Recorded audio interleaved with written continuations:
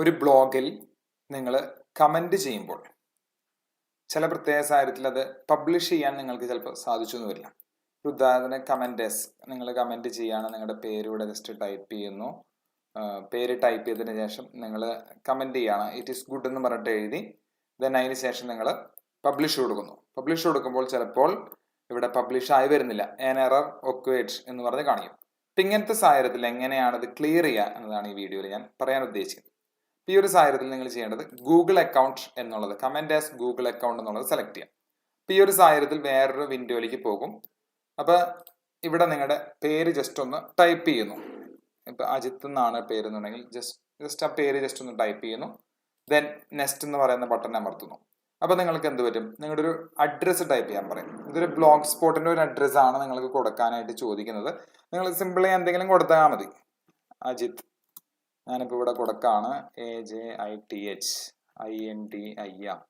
India talks TALK. ഇത് എന്തെങ്കിലും ഒരു അഡ്രസ്സ് ചുമ്മാ കൊടുക്കുന്നു. കാരണം ഇത് യുണീക്ക് ആയിരിക്കണം ഈ അഡ്രസ്സ് എന്നുള്ളതുകൊണ്ടാണ് ഇപ്പം ഞാൻ കുറച്ച് വേർഡ്സുകൾ അതിൽ കൂട്ടിയിട്ട് കൊടുത്തു എന്ന് മാത്രം. ചിലപ്പോൾ ഇതുകൊണ്ടും ശരിയാവുന്നില്ല.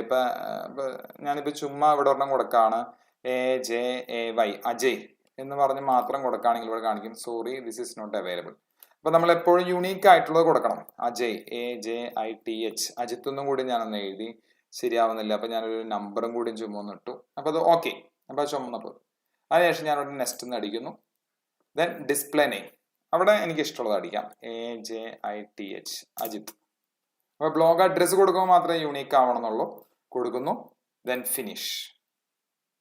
ഇത്രയ്ക്കും പ്രൊസീജിയറാണ് ശരിക്കും ഉള്ളൂ. അവിടെ പ്രോസസ്സ് എന്ന് പറഞ്ഞ് ഇവിടെ കാണിക്കുന്നുണ്ട്. അതിനുശേഷം വീണ്ടും ഞാൻ അവിടേക്ക് പോവാണ്. ഞാൻ ടൈപ്പ് ചെയ്യാനായിട്ട് ഇവിടെ ഒരു കമന്റ് ഞാൻ ടൈപ്പ് ചെയ്യാൻ പോകുന്നു. കമന്റ് ടൈപ്പ് ചെയ്യുന്ന സമയത്ത് നേരത്തെ പറഞ്ഞ ഇവിടെ അജിത്ത് ഓട്ടോമാറ്റിക്കലൂടെ വരും. ഞാനിവിടെ എൻ്റെ പേരിന് പകരം ഞാൻ വേറൊരു പേര് AJITH അജിത്ത് M എന്ന് പറഞ്ഞിട്ടാണ് ഇവിടെ ടൈപ്പ് ചെയ്യാൻ ഉദ്ദേശിക്കുന്നത്. കണ്ടിന്യൂ കൊടുക്കുന്നു. ദെൻ കമന്റ്, ഞാനിവിടെ ഒരു കമന്റ് എഴുതുന്നു, ജോ. ചുമ്മാ ഞാനിവിടെ ഒരെണ്ണം ഒരു കമന്റ് എഴുതുന്നു വെറുതെ, അല്ലെങ്കിൽ ഇറ്റ് ഈസ് ഓക്കെ എന്ന് പറഞ്ഞിട്ടൊരു കമന്റ് എഴുതുന്നു.